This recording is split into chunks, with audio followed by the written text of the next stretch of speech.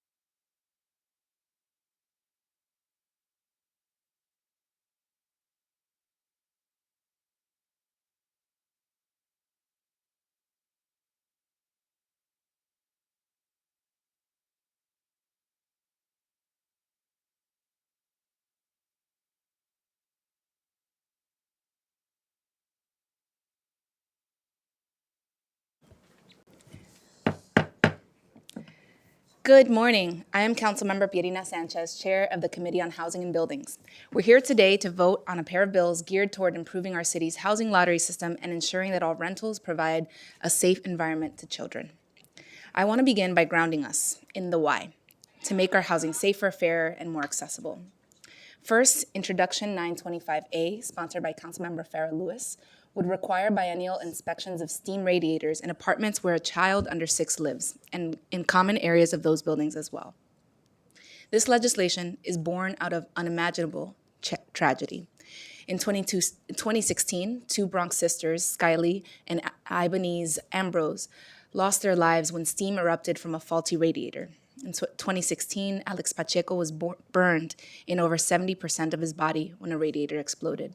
And last year, a Brooklyn 11-month-old baby, Benjamin Zachariah Benzi, died in the same horrific way.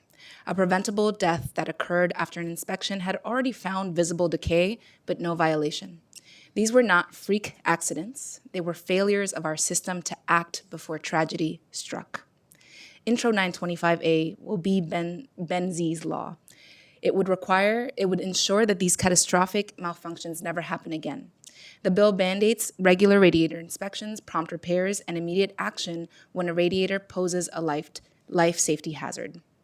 It's a proactive measure to ensure that all steam radiators are safe for operation, especially during the heat season.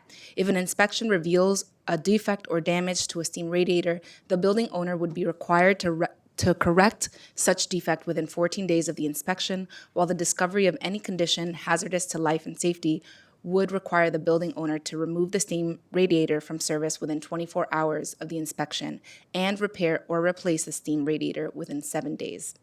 Building owners would be required to maintain records of each inspection and be subject to civil penalties for insufficient record keeping. Inspection requirements would not apply to owners of condos and co-ops. Next, we turn to Intro 1265A, which I am proud to sponsor. This legislation addresses another chronic frustration for New Yorkers, the inefficiencies of the Housing Connect system, which too often turns hope into heartbreak. To set the context, our housing lottery receives a median of 670 applications for every every single unit of housing listed.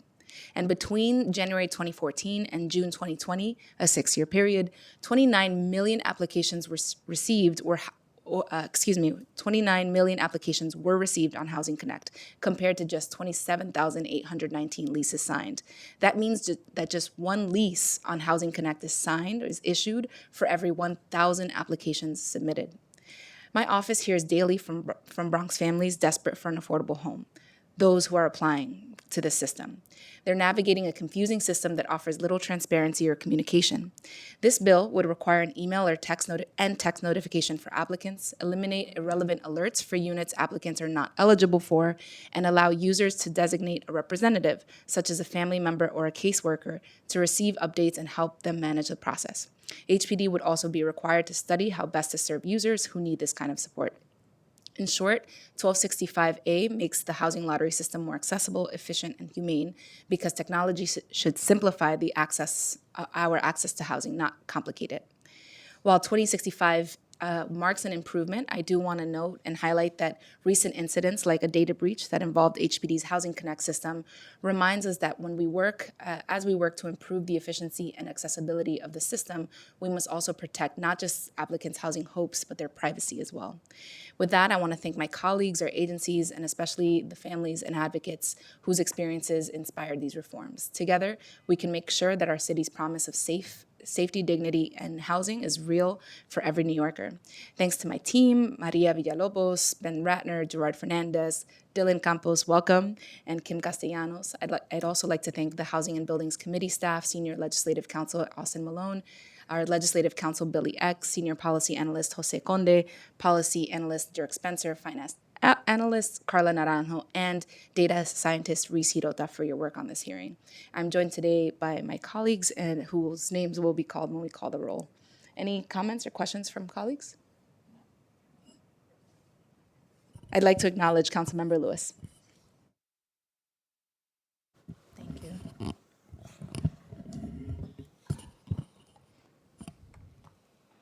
Good morning, Housing and Buildings Committee, and thank you, Chair Sanchez, for your leadership and partnership in advancing this life-saving legislation today.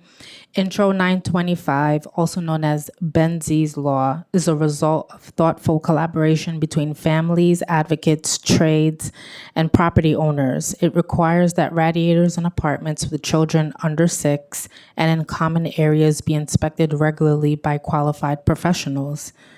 The bill also mandates that landlords act swiftly to repair or replace any damaged or defective radiators and provide documentation to ensure accountability.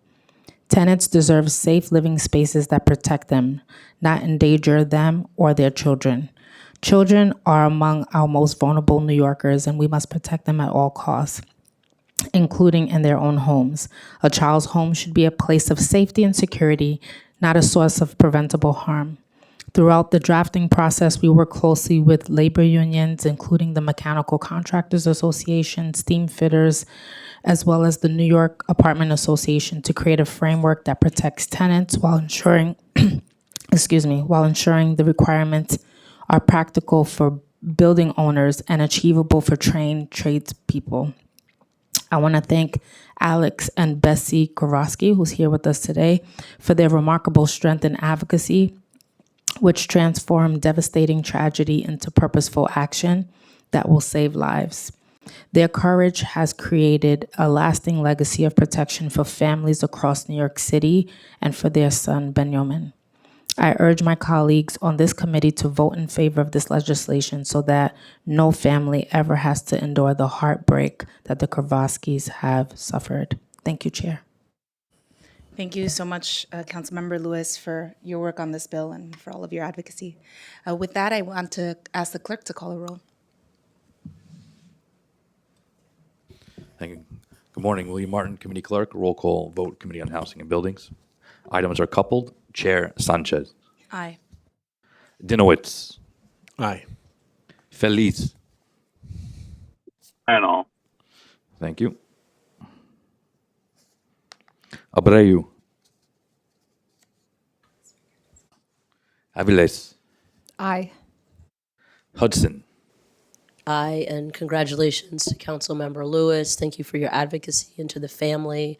I know you sacrificed a lot, but this will be better for all New York families moving forward, so thank you. Wrestler. Aye, and same sentiment as Councilmember Hudson. Just enormous credit to Councilmember Lewis for her committed advocacy over many years, and my condolences to the family. By a vote of 6 in the affirmative, 0 in the negative, and no abstentions, both items have been adopted by the committee. Is that a full committee?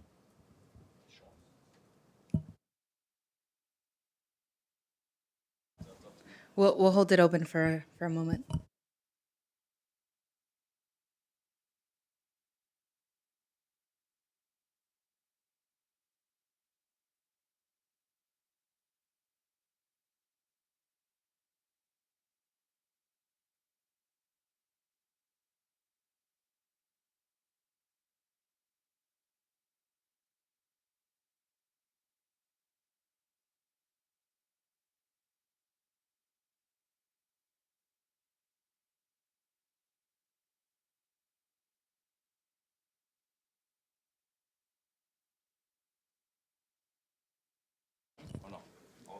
With that, this hearing is adjourned.